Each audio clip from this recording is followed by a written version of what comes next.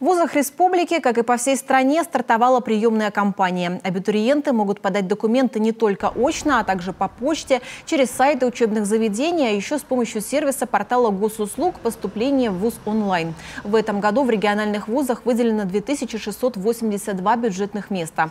Это почти на 5% больше, чем годом ранее. В этом году есть ряд нововведений приемной кампании. Установлены льготы для участников специальной военной операции и членов их семей, а также впервые контрольные цифры приема согласуются с потребностями экономики. Итак, для участников спецоперации и членов их семей установлена отдельная квота в размере не менее 10% от общего объема бюджетных мест по каждому направлению подготовки. Они смогут выбрать способ поступления в вуз самостоятельно по результатам ЕГЭ или вступительного испытания. В рамках этой квоты поступить без вступительных испытаний могут герои России и лица, награжденные 3 орденами мужества, а также их дети, дети погибших или получивших увечья бойцов.